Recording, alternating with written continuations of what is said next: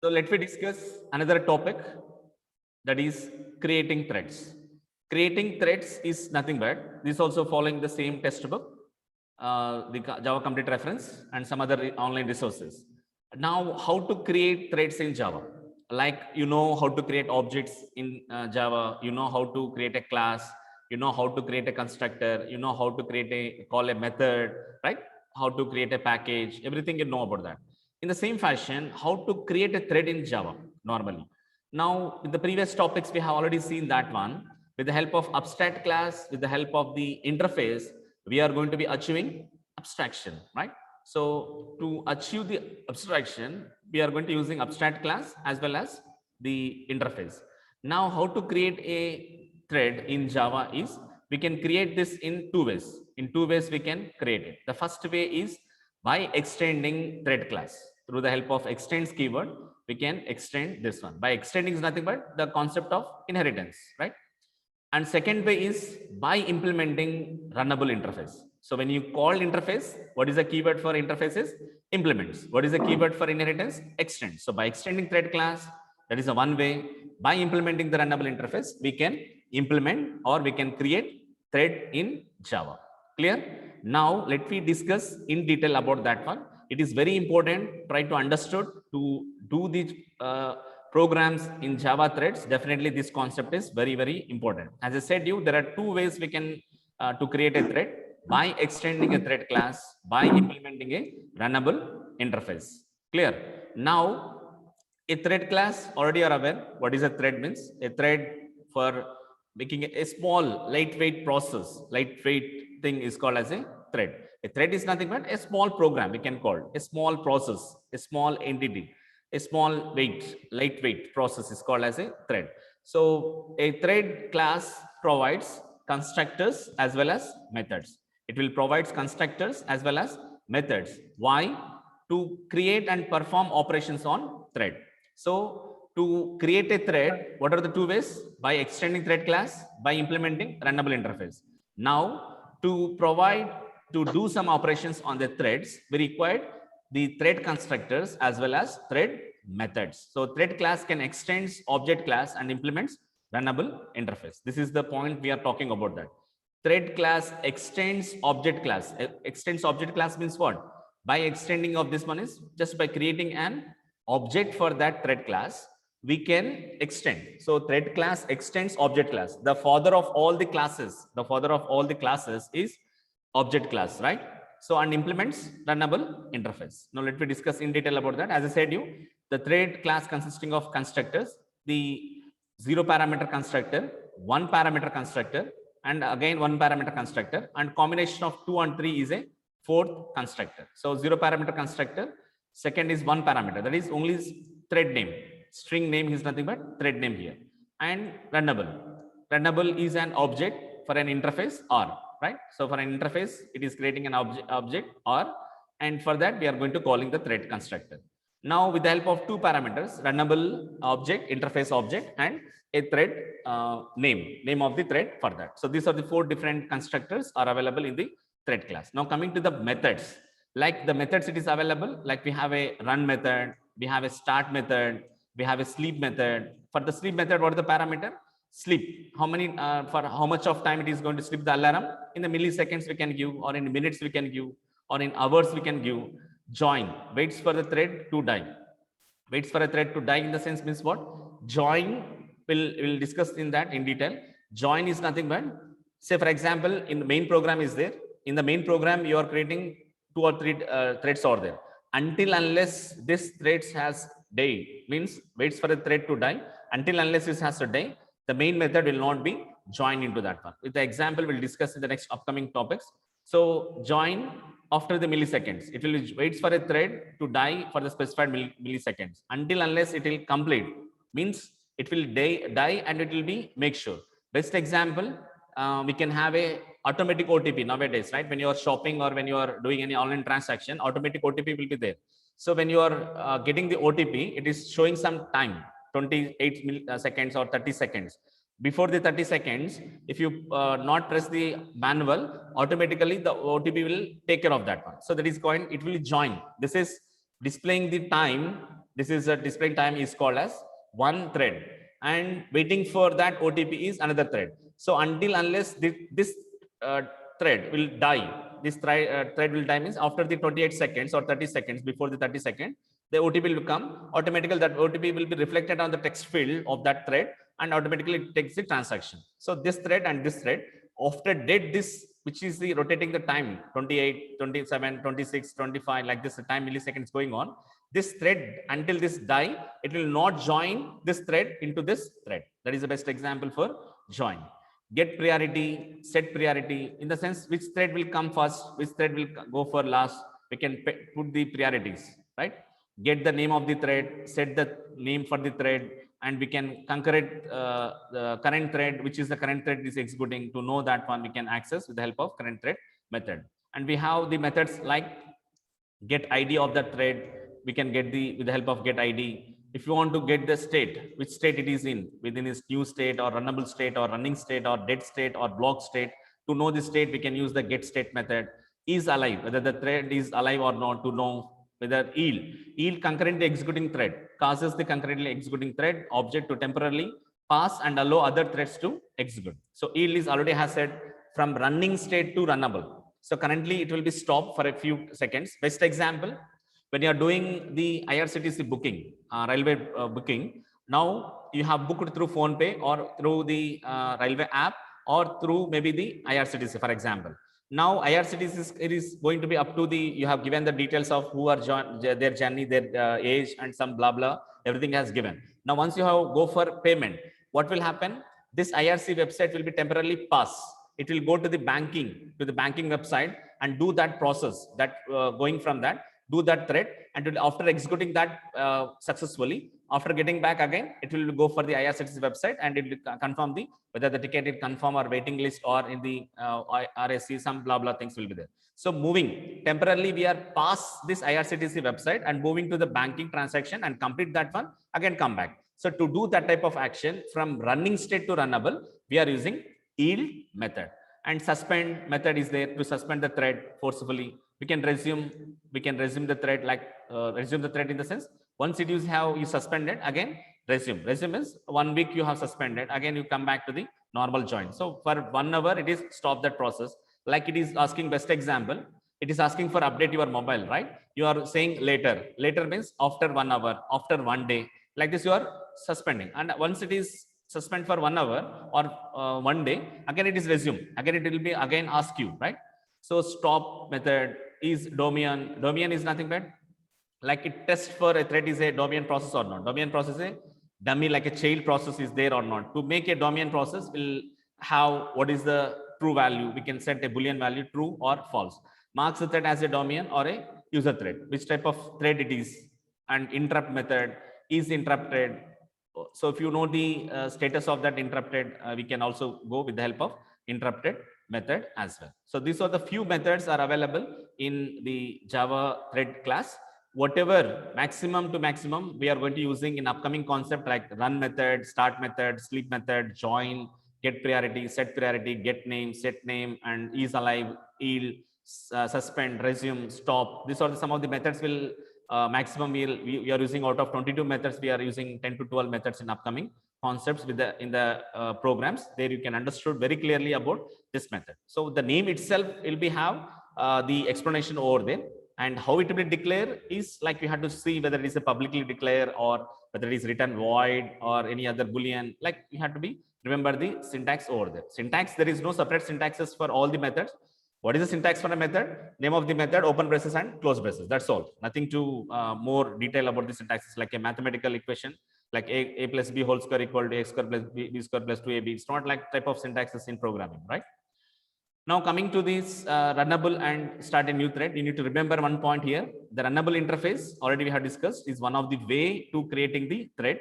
Should be implemented by any class whose instances are intended to be executed by a thread. Runnable interfaces have only one method called as run. So what is the syntax for run method is public void run is used to perform actions for a thread. So whatever the business logic you want to, whatever the logic you want to be keep into that, you can keep into this run. Like in the try block, we are keeping the logic, right?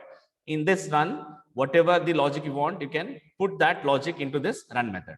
So what will happen is whatever the main logics you want to be executed, it will be done in this one. So runnable interface, whoever is going to be implements the run method, that class has to be implements this has to implement the runnable interface. We'll see one example so that you can understand clearly about runnable interface. And how to start a thread is with the help of the start method.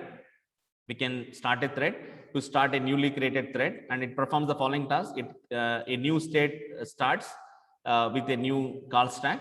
A thread moves from new state to runnable state with the help of this start method. When the thread gets a chance to execute, it gets executed through the help of a run method will run it. Its target run method will run it. So this already we have discussed. Now let me go for how to create a thread with the help of two ways. One is by extending thread class. The second one is by implementing runnable interface. What we can do is first we'll go for the second way, that is by implementing runnable interface. The second way I'm going to talking, later we'll go for the first way. So create a thread by implementing a runnable interface. So how to create is we have to follow 3 steps. The step 1 here is need to implement a run method provided by a runnable interface. So we have to, if you want to create a thread by implementing a runnable interface is first condition is we have to implement a run method. Implement a run method means what? Whatever the business logic is there, it has to put inside that one. So this method provide an entry point for the thread. It is an entry point to enter into the thread state. It is an entry point to the thread, and you will put your complete business logic inside this method. So what is the syntax for the run method is public void run. So if you want to need to implement through a runnable interface, first the condition is we have to implement the run method. So to implement the run method, what is the main objective of the run method? Why we are implementing is to provide an entry point to the thread, to enter into the thread lifecycle. Now step 2 is initiate, that is a thread object using the following constructor. So we have discussed 4 different constructors, right? Thread 1 constructor with 0 parameters, thread 1 parameter, that is name of the thread constructor with a runnable interface object, and the 4th constructor is with the 2 parameters. One is the string name, that is thread name, and runnable interface object. So here we are going to using runnable thread object and string name. This is the 4th constructor we are using. The second step is, first step is what? We have to implement the runnable interface by implementing the run method. This is the first step. We have to implement a run method provided a runnable interface. Provided runnable interface means what? Class A implements runnable. That is, and under that class, public void run, write the code, business logic into that run method, and that is the first step. The second step is we have to call the constructor. We have to initiate that a thread object. Thread object, how to initiate means with the help of the thread constructor, we are going to be initiating that one. So whatever the object you have created here, that object we have to pass here for this class. You have class A implements runnable interface, right? For that class, you are creating object. So A obj, thread obj, for example, if you are creating here, say for example, you have created a class A, it is implements runnable interface, right? Now here we have to implement the run method. So we need to write the logic for this one. Whatever the business logic, we have to write it. Once you have done it, we have to create an object here, thread object for this class, new A, right? Now for this class you are creating. Now this is a thread object. This is a second step. It is going to talking. Instantiate a thread object using the following constructor. So we can use the thread name and followed by the thread object. Now, what is the A here?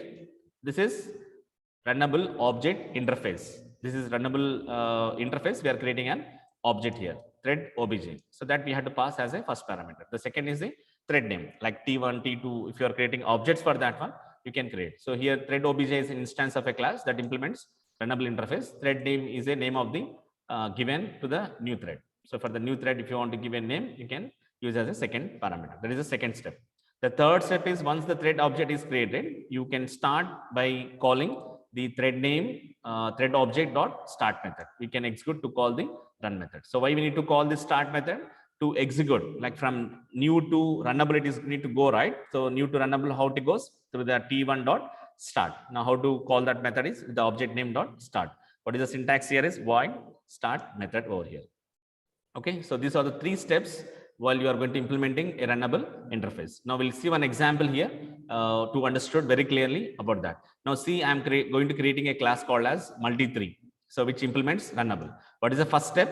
We have to implement the run method. So I'm just keeping my logic here, that just simply a logic is thread is running.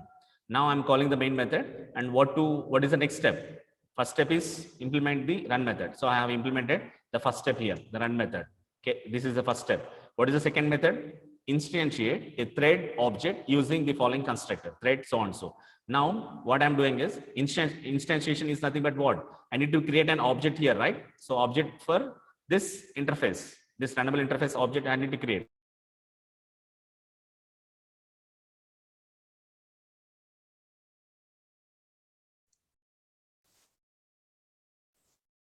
Right.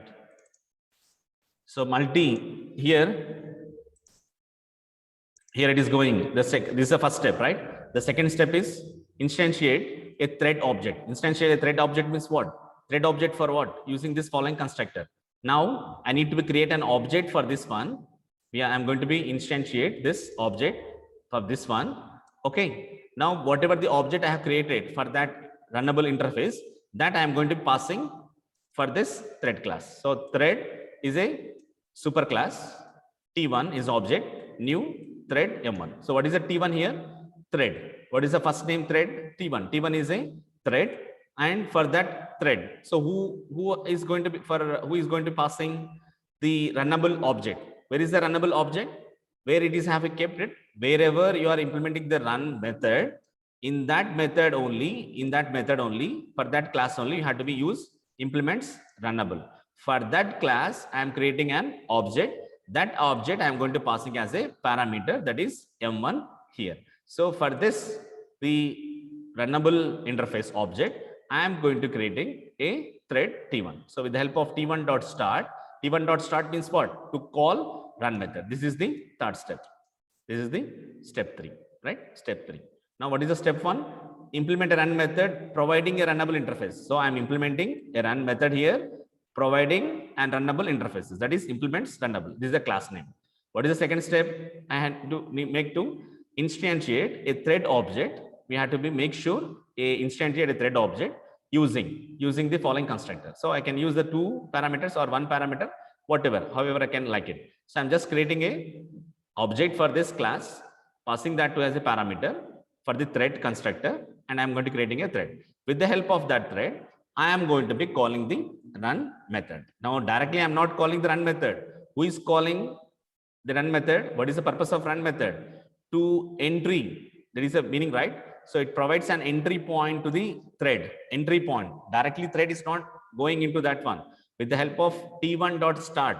T1.start means in this example, in this figure, T1.start. This is right. T1.start. T1.start means is going to runnable state. From runnable state to running state, when you want to go, we have to go this automatically. So when you call T1.start, automatically run method will calls this one, and it goes from runnable to running state. That's what it is showing clearly in this example. In this example, there is a start step. This is the third step. Okay. So these are the 3 steps to implementing thread through runnable interface. What is this first way? This is the second way we have to talk about. What is the first way? Extending thread class. By extending the thread class, we can do it. If the class extends the thread class, the thread can be run by creating an instance of the class and calls the start method. And try to understood the previous program and this program. Okay. Here, the program, I'm just creating a class called as main. Capital M I'm using is not main, is not a method here, capital M. So it's a class. We can use as a class name also for a main method, but M should be capital. Extends thread, I'm calling the main method, and I'm just creating an object for this one. This is thread, and just I'm going to using threads.start. That's all. Here what is the difference of this and that one? This program is, in this program, I am using implements runnable. When you are using implements runnable, automatically I'm going to be implementing the run method, and I need to call the second step is creating an object for this class, runnable interface class over there, whichever the class it is going to be implement the runnable. For that class, I am creating an object, and that passing as a parameter for that thread constructor. and I'm creating a thread. So with the help of that object, thread object, I'm calling this start method. This is the steps. Now here what I'm doing, I'm just extending the thread class and calling the main method, and I'm just creating an object for this. Whichever the class extends the thread class, for that class I'm creating an object. With the help of that object, directly I'm calling start method without any constructors. Here there is no constructors over there. Here there is no use of any constructor. Directly we are calling the start method. So once it is called the start, automatically the cursor goes to run. So it will execute this one, and again it will come back. Again it will come back to here, and it will execute this statement. So what is the difference this program and this program? Here we are using implements, but here we are using extends. Here we are implementing the run method. Here also we are implementing the run method. This also implementing the run method. Here we are going to creating an object for this class. Here also we are creating an object for this class which extends, which implements here. But here we are going to be calling, the third step is not there. The third step is we are creating this is the third step. Once the thread object is created, you can start it by calling the start method. So without any constructor, directly we are extending. Extending this what? It is inheriting the properties. But here implements this what? It is abstraction. It is not inheriting. It is abstraction. That's why we had to construct. We had to construct the thread with the thread constructor, and we are passing for the thread constructor as a object of that particular class. But here we are extending, means acquiring the properties of there. Already thread is available. Just I need to be start, because it is extending the thread class itself. It is extending thread class, means already thread is there. Just I am extending that. Okay, so that's why just create an object for this class whichever extending the thread class, and with the help of that object I am starting the thread. Once it is start, it goes to run method. Once the run method is completed, it again come back to the start, and then go for the next execution of these steps. Okay, now let me run the program so that you can understand very clearly about this. So here first we'll go for the multi, that is implementing through interface class, interface runnable interface. Here the same code, multi3 implements runnable. Here I'm using a run method, thread is running, and I'm calling the main method, and I'm just creating an object here, and I'm constructing, because we are extending the runnable interface. So when you are we are implementing the runnable interface, that's why I need to be called the thread constructor. That is the only one difference between implementing through the runnable interface and extend the thread class. And I'm just started. Once it is start, how the execution goes to? It goes to for main program. Already you're aware, every program starts the execution from main. After that, it creates an object.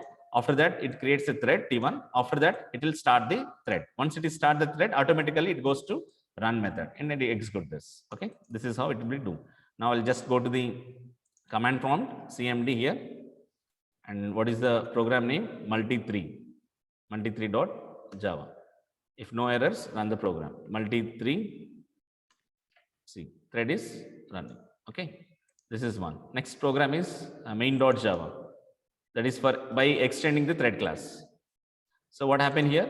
Because it is extending, we are not using any thread constructors. We are not using any thread constructors. Just we are calling the main method, creating an object for this main class. Main class means the class name is main, and I'm just starting the thread. Just I'm starting the thread here.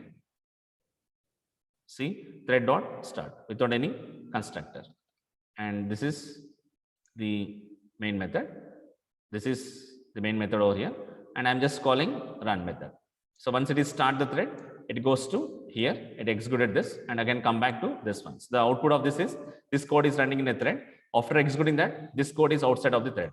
Whether after this statement, whether it calls the run method or not, how we can we know? If first line of the output is this code is running in a thread, and the next line of the output is this code is outside of the thread, then we can easily say that after this line, thread.start, it goes to run method. Again, I come back and run this statement. Let me see, run the program so that you can understand this. Main.java C space main.java. No errors, then run the program main. See, this code is outside of the thread. Now this code is outside of the thread, then it calls that method. This code is running in a thread. So this code is running in a thread over this. So it is automatically calls. So see, this statement is executed. So if this statement is executed, then easily we can say that this thread.start has called the run method. Okay. So that's about the creating of the threads over here. We can create the threads with the help of by extending the thread class by implementing the runnable interface. These are the two ways we can do it. Okay, that's about the how to create threads in Java.